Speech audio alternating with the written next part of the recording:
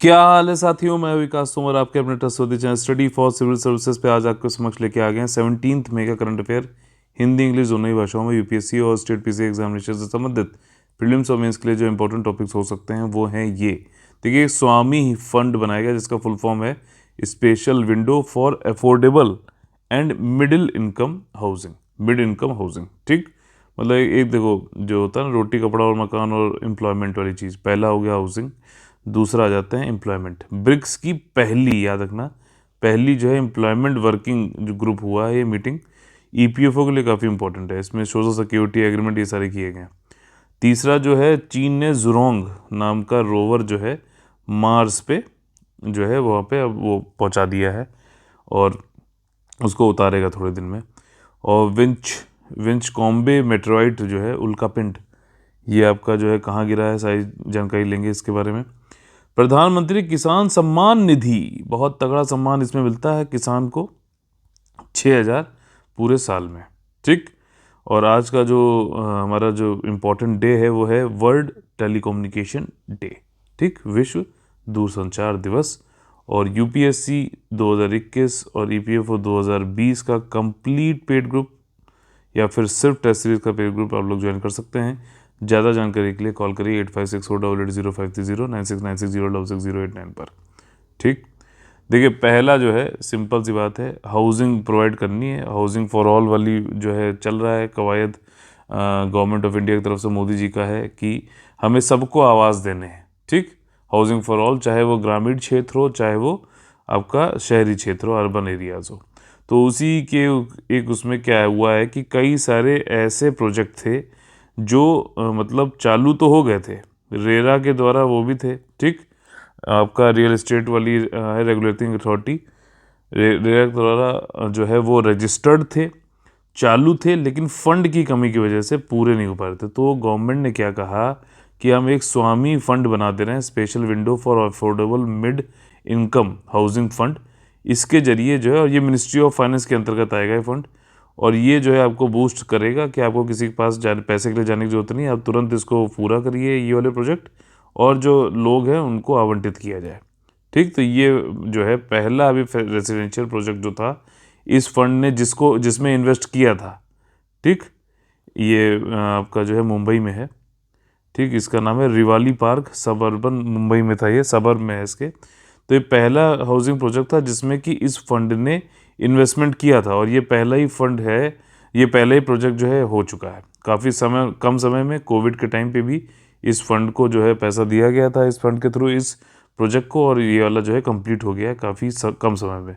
7 एकड़ में 708 यूनिट है, ठीक। रिवाली पार्क विंटर ग्रीन स्वामी फंड द्वारा ये है वित्त पोषित था, ठीक। पहला प्रोजेक्ट था ये, ठीक है। और इसको जो है डेवलप किया गया है सीसीआई प्रोजेक्ट प्राइवेट लिमिटेड और केबल कॉरपोरेशन ऑफ इंडिया, ठीक। ये कंपनी है, मतलब इसकी सीसीआई पीपीएल, जिसने ये कंप्लीट किया है प्रोजेक्ट, ठीक। सीतारमन जी ने इसको जो है लॉन्च किया था नवंबर 2019 में, इस वाले फंड को याद रखना। और मेन काम इसका ये एक तरीके का जो है इन्वेस्टमेंट फंड 1 कैटेगरी है। लार्जेस्ट जो प्राइवेट इक्विटी हैं वो लोग जो है कोविड के टाइम पे भी इन्होंने काम किया, इसको कंप्लीट किया। इन्वेस्टमेंट फंड है, ये इंपॉर्टेंट है यहाँ पे सबसे ज़्यादा। रेरा से रजिस्टर्ड जो पंजीकृत जो अफोर्डेबल और मिडिल इनकम कैटेगरी वाले हाउसिंग प्रोजेक्ट हैं, उनमें जहाँ पे पैसे कमी हो रही है उनको ये पैसे देता है, ध्यान रखना, स्वामी फंड।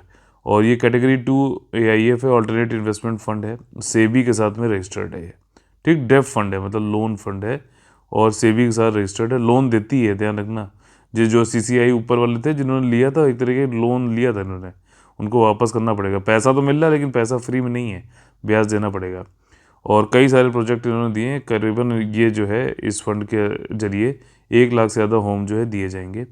ये एक तरीके का जो फंड है ये इसलिए बनाया गया है कि भैया कई सारे होम बायर्स थे और डेवलपर्स थे, उनके बीच में हो गया था ट्रस्ट डेफिसिट, ठीक। जैसे कि कोरोना के टाइम पे क्या हुआ, स्टेट और केंद्र के बीच में हो गया ट्रस्ट डेफिसिट, जिसकी वजह से इतना बड़ा पेंडेमिक हुआ मेरे अनुसार, ठीक। कब वैक्सीन मिलेगी, कब क्या है, लोगों के बीच में ना पूछना चाहे ना कुछ होता, ना रूठ के बैठ गए थे उन लोग, और जनता मर रही है, ठीक। तो ये वाली चीज़ हुई है, जो है संघवाद में काफ़ी कमी, जो एक कोऑपरेटिव जो फेडरलिज्म की बात हुई थी, वो कोऑपरेटिव की जगह जो है सब कुछ हो गया है, लेकिन कोऑपरेटिव नहीं हुआ है, ठीक।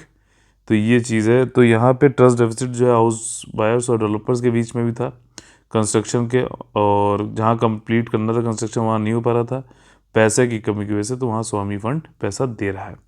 ठीक, ये चीज़ है। और अगला जो आपका ये है स्पॉन्सर जो इस फंड का कौन है, डिपार्टमेंट ऑफ इकोनॉमिक अफेयर। अच्छा, डिपार्टमेंट ऑफ इकोनॉमिक अफेयर वही है जो आपका बजट पब्लिश करता है, इकोनॉमिक सर्वे भी पब्लिश करता है। ये क्वेश्चन ऑलरेडी यूपीएससी पूछ चुका है प्रीवियस से। क्वेश्चन लगाते हो कि नहीं लगाते हो आप लोग? अगर लगाते हो तो आप लोग ये चीज़ें इंटरलिंक करोगे और इन चीज़ों को छोड़ोगे नहीं जब भी आगे क्वेश्चन आएगा। तो मिनिस्ट्री ऑफ फाइनेंस के अंतर्गत आता है ये। ठीक, शॉर्ट आउट है देखिए हर्षिता पाठक जी को, और इन्होंने ये चीज़ जो बताई है क्या आप लोगों को बताना है कि सही है क्या। नेक्स्ट जो साइक्लोन आने वाला है अभी ये कौन सा था, टॉक्टी वाल के अलावा वो क्या ओमान ने दिया है कि, और टॉक्टी वाला अभी जो आया था ये तो म्यांमार ने दिया था, तो कंफर्म है। ठीक, दूसरा विशाल शर्मा जी का है, इन्होंने शेड्यूल 6 लिख दिया है, बाकी सब तो सही था, लेकिन रेट वेट जो है शेड्यूल 6 में नहीं 5 में आता है। ठीक है, और अगला जो टॉपिक है हमारा वो है BRICS employment working group meeting. ठीक, BRICS employment working group meeting है। इसका सिंपल सा देखो पहली चीज़ है कि आपका लेबर एम्प्लॉयमेंट वाली जो सेक्रेटरी अपूर्वा चंद्रा, इन्होंने पहले ब्रिक्स, याद रखना पहला ब्रिक्स एम्प्लॉयमेंट वर्किंग ग्रुप कहाँ हुआ। एक तो पहली बात तो ये वर्चुअल फॉर्मेट में हुआ, तो कह नहीं सकते, बस ये कि कब हुआ, तो 2021 में हुआ। ठीक, और सुषमा स्वराज भवन में ये वर्चुअल मीटिंग हुई थी, ये आप शायद पूछ लें, न्यू दिल्ली में है। ब्रिक्स की प्रेसिडेंसी इंडिया को मिल गई इस साल, अध्यक्षता जो है ग्रहण करी इंडिया ने। ब्रिक्स में कौन कौन आते हैं अपने, जो है चाइना, आपका रशिया, आपका इंडिया, साउथ अफ्रीका और ब्राज़ील।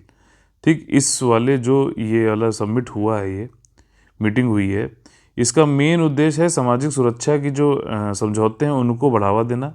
सामाजिक सुरक्षा जो समझौते होते हैं वो 2 कंट्रीज़ के बीच में होते हैं। ठीक है, इंडिया मान लो और चाइना के बीच में हो गया। ठीक, तो जो लोग काम कर रहे हैं या जा रहे हैं, तो दोनों, चलो उसके बारे में बताऊंगा आगे भी। तो ब्रिक्स नेशन जो है इनके बीच में समझा ये सामाजिक समझौते हो जाए, सामाजिक सुरक्षा वाले, इसको बढ़ावा देना है। औपचारिकता जो है बढ़ानी है लेबर मार्केट की, व्यूमन को लेबर फोर्स में बढ़ाना है। गिग और प्लेटफॉर्म वर्कर जैसे स्विगी हो गया, जोमेटो हो गया, ओला हो गया, ऊबर हो गया, ये सब प्लेटफॉर्म वर्कर हैं। क्यों? ऑनलाइन प्लेटफॉर्म पे काम कर रहे हैं, और उस तरीके के जो है ट्रेडिशनल वे की जगह जो परंपरागत जो पहले होता था कि भैया एक एम्प्लॉयर है, नियोक्ता है, दूसरा एम्प्लॉय है, कर्मचारी है, ये जॉब करेगा, जाएगा, ऑफिस जाएगा, उस तरीके से नहीं, फ्रीलांसिंग और इन सब करके जो है जो लोग काम पैसे कमाते हैं या फिर जो करते हैं काम, उनको गिग वर्कर कहा जा रहा है। ठीक, गिग वर्कर के ही अंदर एक कैटेगरी है प्लेटफॉर्म वर्कर, जो कि ऑनलाइन प्लेटफॉर्म को यूज़ करते हैं, इसलिए उनको प्लेटफॉर्म वर्कर बोला जा रहा है। ठीक, इनका भी रोल जो है क्या लेबर मार्केट में होगा, ये भी इसमें इस मीटिंग में इस पर भी जो है वार्ता हुई है। आपको पता ही है रिप्रेजेंटेटिव इसमें Brazil, Russia, India, China, south Africa सब लोग हैं। इसके अलावा इंडियन इंटरनेशनल लेबर ऑर्गेनाइजेशन और इंटरनेशनल सोशल सिक्योरिटी एजेंसी, ये भी लोग हैं, इन्होंने भी अपना जो है हस्तक्षेप किया और अपने सजेशंस बताए। जो इशू है, अब देखो बारी बारी से इशू के बारे में बताया जा रहा है। पहला इशू क्या है, सोशल सिक्योरिटी एग्रीमेंट पे भी बातचीत हुई, और इस पे जो है सबसे कहा गया है कि भैया डायलॉग करो सब। ऐसे जो इंटरनेशनल सोशल सिक्योरिटी एजेंसी है, ILO है, इन लोग ने भी अपनी बातें वहाँ पे रखी और कहा टेक्निकल सपोर्ट दे देंगे। वही सब चीज़ें हैं, रेटोरिक है। Participation of women in labour force को बढ़ाना है। अब देखिए, अच्छा ये बताइए, कॉन्स्टिट्यूशन में हमारे वीमेन को लेबर फोर्स में होना चाहिए कौन से चलो बताता हूँ। DPSP जो राज्य के नीति निर्देशक तत्व है या फिर directive principle of state policy है, उसमें कौन से आर्टिकल के अंतर्गत वीमेन का पार्टिसिपेशन और इक्वल रेम्युनरेशन ये सारी बातें आती हैं, बताइए। ठीक, रेम्युनरेटिव जो है वीमेन के बराबर होना चाहिए, डिसेंट वर्क होना, सोशल सिक्योरिटी कवर। अच्छा, सोशल सिक्योरिटी कवर जिनको नहीं पता है, EPFO के अलावा अगर कुछ सोच रहे हो तो देखिए क्या है, इंश्योरेंस होना। ठीक, पेंशन। ठीक, ऑक्यूपेशन के टाइम पे कुछ चोट वोट लग गई, एक्सीडेंट हो गया, जैसे प्रधानमंत्री जीवन ज्योति योजना। ठीक, प्रधानमंत्री सुरक्षा बीमा योजना। ठीक है, ये सारी चीज़ें हैं ना ऑक्यूपेशन के टाइम पे, और अनएम्प्लॉयमेंट अलाउंस। ठीक है ना, हेल्थ इंश्योरेंस, ये सारी चीज़ें जो होती हैं, आपका प्रोविडेंट फंड, ये सब सोशल सिक्योरिटी में आता है। व्यूमन वर्कर का इनफॉर्मल सेक्टर में जो है उनको भी सोशल सिक्योरिटी कवर मिल सके। इनफॉर्मल सेक्टर क्या हो गया, जो मतलब अनौपचारिक जो सेक्टर है, जैसे कि घर पे मेड वेड आती हैं काम वाम करने के लिए, या फिर और भी जगह जहाँ पे उनको नहीं मिलता, वहाँ पे भी सामाजिक सुरक्षा दी जाए, ये चीज़ है।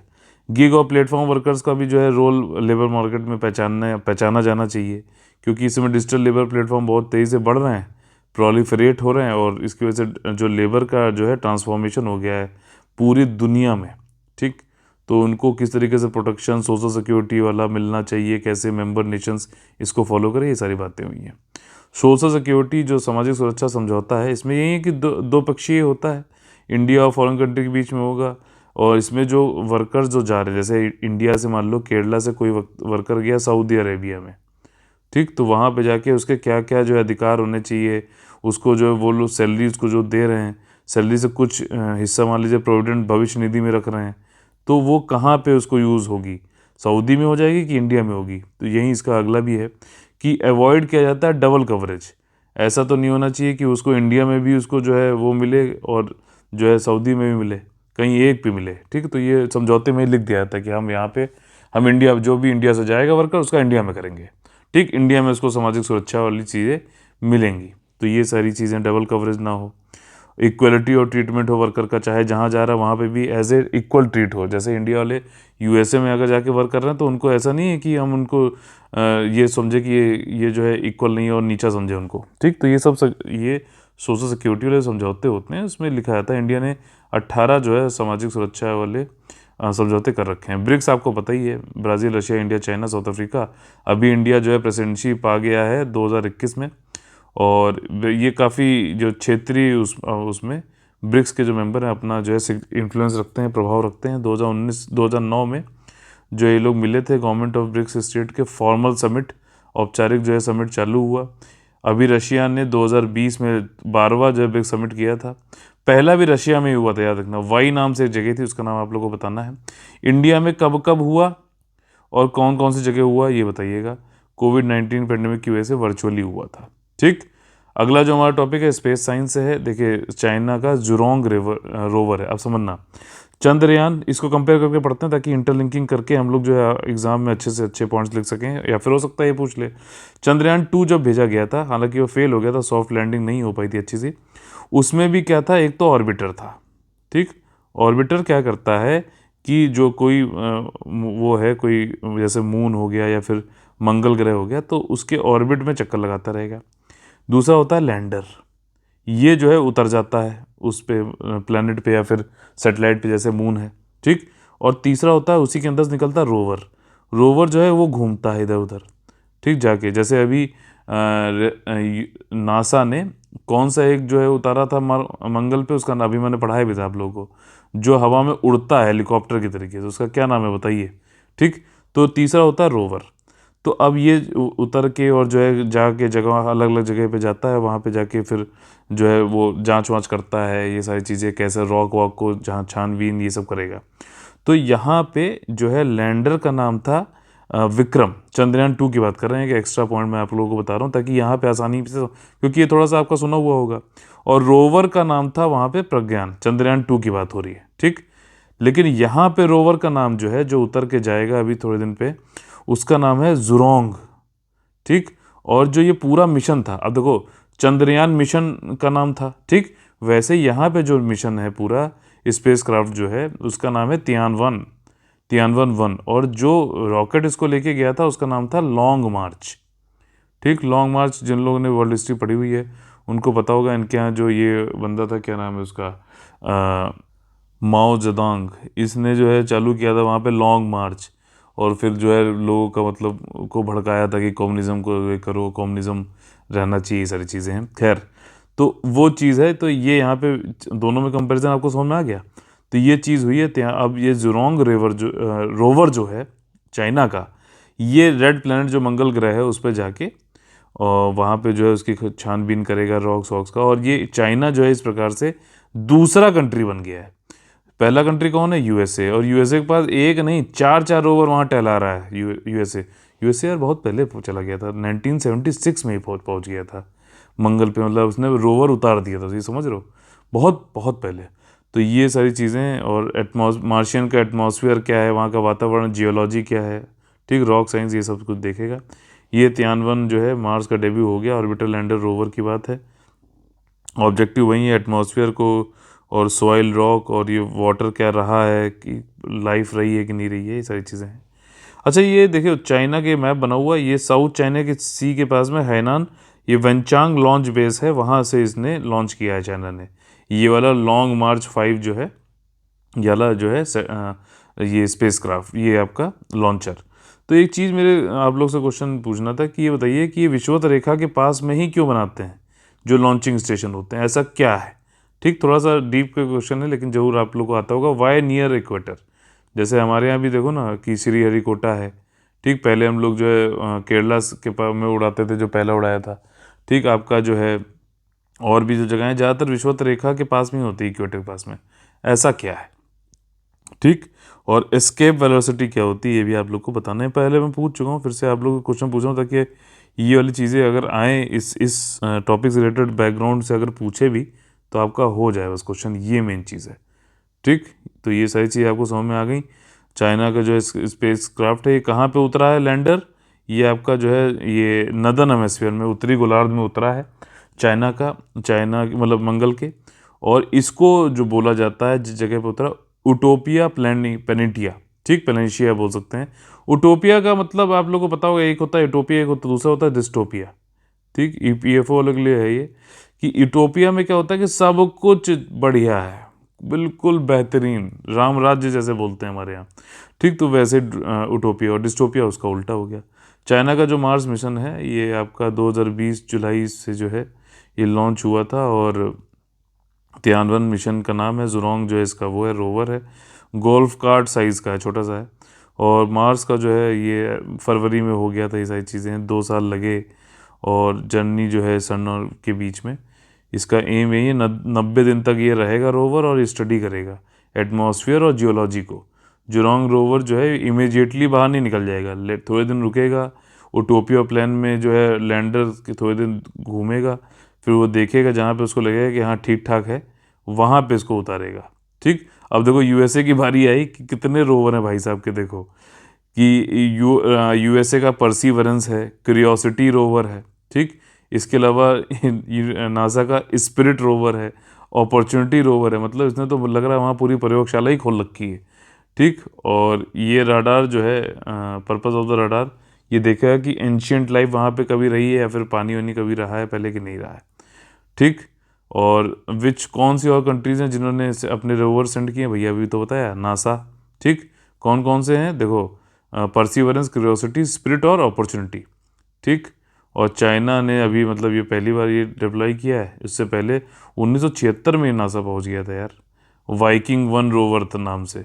वाइकिंग 2 रोवर जो है, अच्छा ये एक चीज़ और है, ये लोग तो ऑलरेडी वहाँ पे प्रेजेंट हैं, पहले तो ये रोवर हो चुके हैं, वाइकिंग 1 रोवर और वाइकिंग 2। तो यूएसए काफ़ी टाइम से है वहाँ पे अपना जो है प्रभुत्व बनाया हुआ है। अच्छा, इंडिया ने जो मार्स ऑर्बिटर मिशन भेजा था वो ऑर्बिटर मिशन था, ध्यान रखना, खाली मंगल ग्रह के ऑर्बिट में था वो। ठीक, अभी भी है। तो ये वाली चीज़ है, 1971 में सोवियत यूनियन जो है मैनेज कर पाया था मार्स प्रोब में, कम्युनिकेशन लेकिन लॉस्ट हो गया था, इसलिए जो है पहुंच नहीं पाया। जुरोंग को भी जो उतारने में इन्होंने, चाइना ने भी बोला था 7 मिनट्स टेरर और पता नहीं 9 मिनट्स टेरर बोला था, उनका एक कम्युनिकेशन लॉस्ट हो गया था उसके बाद, लेकिन पा गए थे। नासा का जो परसीवरेंस रोवर है वो ज़ेरो क्रेटर में हुआ है। ठीक, मैंने आप लोग से कुछ देर पहले क्वेश्चन पूछा था हेलीकॉप्टर जो, बताइएगा। और आज का क्वेश्चन देखिए यूपीएससी से संबंधित आंसर राइटिंग प्रैक्टिस के लिए यहाँ छुपा हुआ है। आज का क्वेश्चन ये है कि क्लाइमेट चेंज, जलवायु परिवर्तन क्या है, और इंडिया ने जो इंटेंडेड INDC जो था, इंटेंडेड नेशनली डिटरमिन्ड कंट्रीब्यूशन, जो यहाँ पे पेरिस कॉन्फ्रेंस के टाइम पे COP21 जो था, पेरिस एग्रीमेंट हुआ था, तो वहाँ पे जो उन्होंने ये INDC दिए थे खुद से, नेशनली डिटरमिन्ड कंट्रीब्यूशन, ठीक, कि 2.5, वो अच्छा वो क्या क्या है वो आप लोग को लिखने हैं, और वो कैसे अचीव कर सकता है, क्या इनिशिएटिव लिए हैं, ये इसमें बताना है। ठीक, 150 वर्ड में 10 मिनट में, ज़्यादा मत लिखिए। 2018 में यूपीएससी ने बताया था कि हम नंबर काट लेंगे, बल्कि नंबर निगेटिव में दे देंगे अगर ज़्यादा लिखोगे तो। और आप लोगों को पता है कि आपका जो है मैं डिस्क्रिप्शन में दे दूंगा, टेलीग्राम चैनल हमारा फ्री का है यूपीएससी के लिए, उसमें आप लोग जो है आंसर्स अपने पोस्ट कर सकते हैं और एक दूसरे का इवेलुएट भी कर सकते हैं। अगला जो हमारा टॉपिक है वो भी थोड़ा सा स्पेस से ही संबंधित है। देखिए यहाँ पे विंचकोम्बे उल्कापिंड जो है, मेटेराइट, ये मेट्रोइड आया और ये ग्लस्टरशायर जो है यूके, ठीक, अपना वही यूनाइटेड किंगडम वाला, वहाँ पे टकराया था फरवरी 2021 में। अब इसको नेशनल जो भी चीज़ थी जो टकराई थी, उल्कापिंड आई थी, उसको नेशनल हिस्ट्री म्यूज़ियम जो है वो नेक्स्ट वीक से दिखाना चालू करेगा। नासा ने ये बताया कि मेट्रोइड क्या होता है। अगर वहाँ पे आप देखो उल्कापिंड क्या होता है, तो इसको 3 तरीके में उन्होंने बताया है कि क्या डिफरेंस है मेटियोर, मेट्रोइड और मेटेरॉइड का। ठीक, मेटेरॉइड क्या होता है कि मान लीजिए एक अर्थ है, उसका वायु, ये वातावरण है, और मेटेरॉइड जो होता है, रॉइड, ठीक, ये जो है आपका ये पूरे स्पेस में ही रहेगा, अंतरिक्ष में ही रहेगा, थोड़ा सा मतलब छोटे छोटे एस्टेरॉइड या क्षुद्र ग्रह के और छोटे छोटे जो है डस्ट पार्टिकल के तरीके से। ठीक, अगर ये वातावरण के अंदर घुसा और जल के राख हो गया तो ये मिटियोर कहलाएगा, आप लोगों ने देखा भी होगा। ठीक, मिटियोर कहलाएगा। और अगर ये जाके जो है अर्थ की सतह पे छू गया तो ये मेटेराइट कहलाएगा, उल्कापिंड कहलाएगा। ठीक, समझ में आ गया, ये डिफरेंस होता है। ये सब चीज़ें इसमें यहाँ पे बताई गई हैं। मिटियोर होगा। अगला जो है मेट्रोइड जो डिस्कवर किया गया था, ये 103 ग्राम का था और ये कोल था, कोल जैसा, ब्लैक रॉक जैसा, एक मतलब काला पत्थर टाइप का था। इसको मीरा नाम की कोई एक है महिला, उन्होंने जो ढूंढा था इसे, ग्लासगो की यूनिवर्सिटी की टीम की थी उनके साथ में। और मेट्रोइड जो है ये ड्राइव ग्लस्टरशायर में लैंड हुआ था और इसको काफ़ी रेयर बोला गया है। ठीक, एक तरीके का फायरवॉल, मतलब आग का गोला जैसा ब्लेजिंग्स कई लोग को दिखा था और 6 सेकंड तक मतलब चला था ये। इसका सिग्निफिकेंस क्या है इस उल्कापिंड का? देखिए, ये बता सकता है कि जब हमारा पूरा सोलर सिस्टम बना था, सौरमंडल बना था 4.5 बिलियन ईयर्स एगो, ठीक, तो क्या चीज़ें थी, तो वो इन सब से मेटेरॉइड, उल्कापिंड, इन सब में जो है उसके साक्ष्य मिल सकते हैं, जिसको पढ़ के, जिसको समझ कर हम समझ सकते हैं कि किस तरीके से सौरमंडल बना, कैसे कैसे प्लैनेट बने।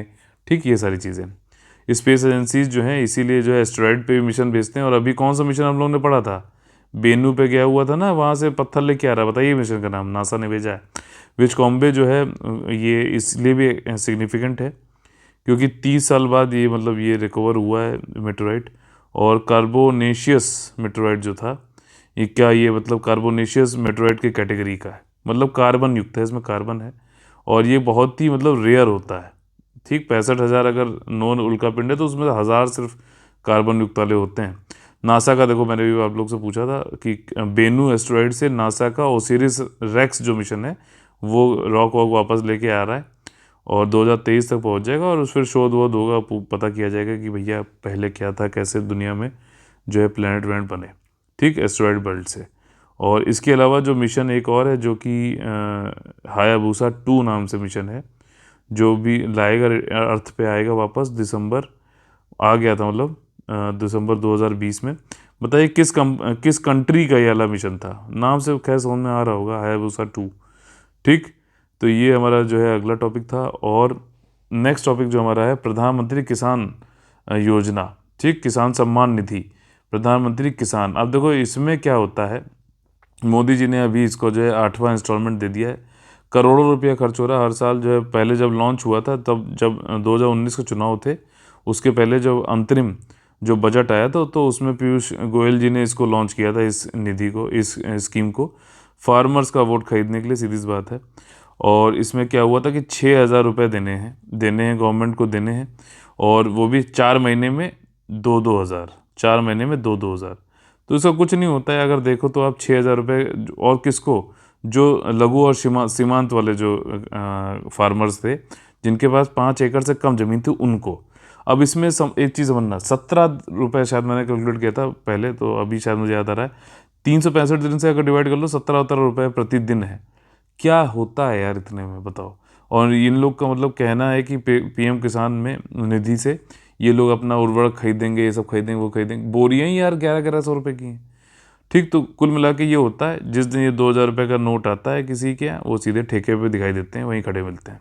ठीक, तो पहले तो जब ये लॉन्च किया गया था और फिर चुनाव जीत के आ गए, और उसके बाद फिर क्या हुआ कि पहले 1 जून को 2019 में ही फिर ये जितने भी फार्मर्स हैं सबके लिए लागू कर दिया गया कि सबको मिलेंगे 2-2 हज़ार रुपये, और कुल 6,000 रुपये साल में। ठीक, हर 4 महीने में 2-2 हज़ार रुपये का नोट मिलेगा, चले जाना, जो करना हो मौज करना। ठीक, तो लेकिन उसमें से जो ज़्यादा अमीर जो फार्मर हैं और कुछ इनकम टैक्स वैक्स ये सब भरते हैं, उन लोग को मतलब निकाल के बाकी सभी फार्मर्स के लिए हो गया। जब शुरुआत हुई थी तो सिर्फ लघु और सीमांत वाले फार्मर्स के लिए था, जो 5 एकड़ पे से कम जिनके पास ज़मीन थी। ठीक, यही सब इसमें बताया गया है, कितना पैसा क्या खर्चा हुआ, ये सब कोई ज़रूरत नहीं इसको पढ़ने की। ये 2019 में इंटरिम बजट में लाया गया था, तब ये 75,000 करोड़ का था और 6,000 रुपया दिया जाना था मंथली, 2,000 रुपये जो 4 मंथ में 2,000 रुपये का नोट मिलता है था इसमें, और 1.25 लाख करोड़ के आसपास जो है इसमें ट्रांसफ़र कर दिया गया है।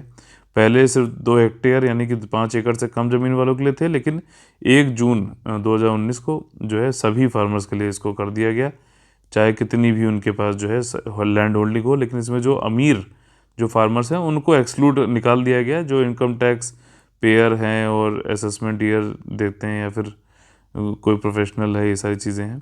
ठीक, तो ये इनको बाहर कर दिया गया था। पीएम किसान योजना जो है फाइनेंशियल नीड को पूरा करता है, जो स्मॉल एंड मार्जिनल फार्मर्स हैं यानी कि लघु और सीमांत जो फार्मर्स हैं, कृषक हैं, उनकी। ठीक, उनके अप्रोप्रिएट फीड देखो क्या क्या आ जाएगा इसमें से 6,000 रुपये में साल के में, कि वो अपना प्रोक्योर कर सकते हैं इनपुट्स यानी कि सीड वीड बीज वीज खरीदना, क्रॉप हेल्थ, उसकी उपज को बढ़ाना, एंटिसिपेटेड फार्म इनकम और क्रॉप साइकिल को बढ़ाना, काफ़ी चीज़ें मतलब इसमें से हो जाएंगी। ठीक, तो इसके साथ में देखिए फिर से शाउट आउट है इमरान अब्बास जी को, निहारिका द्विवेदी जी को, अर्पित शर्मा जी को। ठीक, अर्पित शर्मा जी ने सही लिखा है पूरा, लेकिन यहाँ पे इन्होंने भी थोड़ा सा गड़बड़ किया है, गड़बड़ कर दिया है। ठीक, तो इसको भी जरूर आप लोग देखिएगा। यहाँ पे क्वेश्चन मैंने क्या पूछा था और आंसर कुछ और किया गया, ये इसलिए मैंने इसको मार्क किया है। बाकी बढ़िया आंसर लिखे हैं सभी ने। और हम लोग पहुँच गए अपने फेवरेट सेक्शन कॉमन बनेगा IAS PCS में, जिसमें हम लोग क्वेश्चन प्रीलिम्स के सॉल्व करते हैं। ठीक, किन चीज़ों का ध्यान रखना चाहिए ये भी ध्यान देते हैं यहाँ पर। देखिए ये है गोवा मैरीटाइम सिम्पोजियम। ठीक, इस टाइप के क्वेश्चन पूछता है यूपीएससी। ठीक, पहले भी पूछ चुका है एक बार नेवल सिम्पोजियम करके, उस साल ये क्वेश्चन बस एक बार आया था, धीरे से एक जगह न्यूज़ में था, बस खत्म हो गया, उसने पूछ लिया वहीं से ही। ठीक, तो गोवा मैरीटाइम सिम्पोजियम अभी हुआ है, उससे संबंधित कौन सा जो है सही है आप लोग को बताना है कथन। इंडियन नेवी ने GMS 21 को अभी होस्ट किया, और नेवल वॉर कॉलेज गोवा के अंतर्गत। ठीक, क्या स्टेटमेंट सही है कि नहीं बताइए। इसमें कौन किसने किसने पार्टिसिपेट किया, इंडिया, बांग्लादेश, कमोरोस। ठीक, इंडिया भारतीय महासागर में ये वाला एक आइलैंड है, अफ्रीका के पास में, देखना इसको, मडागास्कर के पास में, इंडोनेशिया। करो प्लीज़, मैपिंग किया करो यार, लोकेशन देखा करो, मैप बुक खरीदो। ठीक, भारत के लिए ओरिएंट ब्लैक स्वॉन, ऑक्सफोर्ड वाली सॉरी, और वर्ल्ड के लिए ओरिएंट ब्लैक स्वॉन।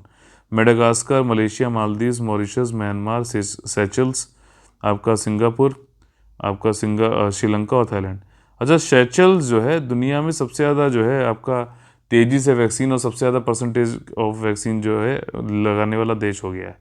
ठीक, ये चीज़ है। GMS 21 जो है ये फोकस रहता है करता है किस पर, मैरीटाइम सिक्योरिटी यानी कि जो है समुद्र की सुरक्षा, और इमर्जिंग नॉन ट्रेडिशनल थ्रेट, मतलब जो पारंपरिक तरीके से जो थ्रेट खतरा थे उनके अलावा जो अब नए नए थ्रेट आ रहे हैं उनको देखना है। GMS 21 की थीम ये थी।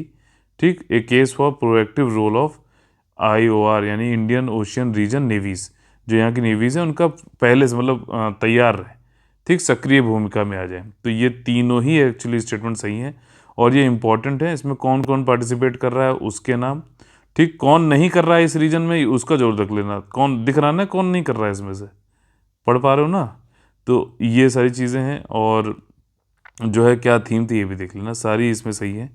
और इसमें जो है 13 ocean Indian ocean littoral countries मतलब उस मतलब ओशियन के आसपास वाली जो कंट्रीज़ हैं जुड़ी हुई। ठीक, वर्चुअल मोड में हुआ था। देखिए अगला जो ये है, सौम्या सिंह जी ने काफ़ी दिनों बाद मैं किया है, लेकिन देर है दुरुस्त है, बहुत अच्छे इन्होंने आंसर्स यहाँ पे दिए हैं सारे सारे। T सेल मतलब किलर सेल और B सेल मतलब मेमोरी सेल। ठीक, ये क्वेश्चन देखना आप लोग, जरूर आपको एग्जाम में दिखाई देंगे डायरेक्टली इनडायरेक्टली, तो आप लोग को इस रोज़ जो है ये मेहनत हम लोग करते हैं इसका जो है लाभ पता चलेगा।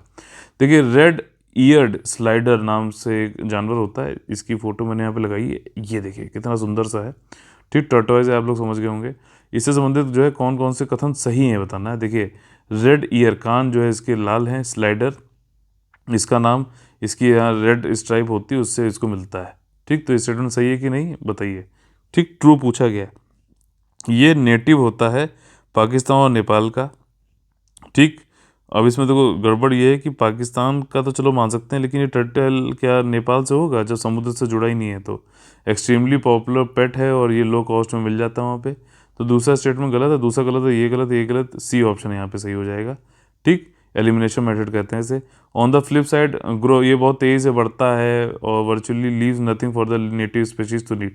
अच्छा, ये एक तरीके का इन्वेजिव एलियन स्पीसीज है, मतलब ये नेचुरली जहाँ मतलब दूसरी जगह, ये नेचुरल कोई हैबिटेट था, ये दूसरी जगह से इसको यहाँ पे ला दिया गया, तो यहाँ पे क्या करेगा, ये सब कुछ खुद ही खा जाएगा। जो लोग पहले से इस जगह पे रह रहे थे उनके लिए कुछ नहीं छोड़ेगा। तो ऐसे जानवरों को क्या बोलते हैं? IAS। ये वो वाला IAS नहीं है, ये है इन्वेजिव एलियन स्पीसीज। ठीक, जो इस नेचुरल हैबिटेट में नहीं था लेकिन आ गया। जैसे कि यूकेलिप्टिस है, यूकेलिप्टिस जैसे आपने देखा होगा ना, रोड के किनारे लगे रहते हैं जो सफ़ेद तने वाला जो पेड़ होता है, ये ऑस्ट्रेलियन पेड़ है लेकिन यहाँ पे लगाया जा रहा है। ठीक, इसी तरीके से और भी होते हैं। एक मुझे याद आ रहा है लैंटाना नाम से एक होता है। ठीक, एक जो है और भी थे, अभी खैर छोड़िए उसको। तो ये चाहिए सारी चीज़ें हैं। इसको देखिए, ये US और नॉर्दर्न मैक्सिको का मतलब है, वहाँ पे इसको काफ़ी पाला जाता है पेट के तरीके से। और हेर्पेटोलॉजिस्ट जो होते हैं, ठीक, सर्प विज्ञानी उभय, उन्होंने बोला है कि रेड ईयर जो स्लाइडर है ये इन्वेजिव है। अगर आप नेचुरल वाटर बॉडीज़ में डाल लो तो वहाँ के जो लोग हैं वो सब खत्म हो जाएंगे, ये इतना खाना सबका खा जाता है। तो इसी साथ में आज का हमारा सेशन खत्म होता है। क्वेश्चन मैंने आप लोग को दे दिया आंसर राइटिंग वाला। आप लोग फ्री वाले टेलीग्राम चैनल पे हमारे जाके जो है IAS UPSC 2019 पे आके आप लोग आंसर पोस्ट करिए, एवेल्युएट करिए। और अगर आप लोग को पसंद आया तो प्लीज़ लाइक का बटन तोड़िए। अच्छा, मैंने कल देखा कि भाई जब से मैंने ये चालू किया है फ्री में ये ऐसे देखना, एवेल्युएट करना, तब से डिसलाइकर्स बढ़ गए हैं। क्या मतलब, कुछ लोग हैं जो नहीं चाहते हैं कि फ्री में ये चीज़ दिया जाए। तो अगर जिनको अच्छा लग रहा है, फ़ायदा हो रहा है कुछ, तो प्लीज़ जो है आप लोग सपोर्ट दिखाइए, ज़्यादा से ज़्यादा लाइक करिए। देखते हैं अगर हमारे डिसलाइक वाले बढ़ रहे हैं तो यार लाइक वाले भी तो बढ़ने चाहिए ना। तो ये वाली चीज़ है, लाइक का बटन तोड़िए कस के, और जो है शेयर और सब्सक्राइब जरूर कराइए सबको। और अगर आप लोग को हमारा UPSC और EPFO का कंप्लीट पेड ग्रुप ज्वाइन करना है, और या फिर सिर्फ टेस्ट सीरीज़ का पेड ग्रुप ज्वाइन करना है, तो आप लोग इन नंबर्स पर कॉल करके जानकारी ले सकते हैं। 8564880530, 9696066089 पे कॉल करके। चलिए, आप लोग से कल फिर से सुबह मुलाकात होगी। ठीक, ऐसे कई लोगों ने नहीं लिखे, लिखिए प्लीज़। कई लोगों ने लिखे भी हैं, उनको मैं इवेल्युएट कर रहा हूँ। ठीक है, तो ये चीज़ है, और ऐसे हर संडे को मिलेगा आप लोगों का। तो चलिए, कल सुबह फिर से मुलाकात होगी सुबह 6 बजे। तब तक के लिए आप लोग से लेते हैं अलविदा। जय हिंद, जय Bharat, all the very best है, वंदे मातरम।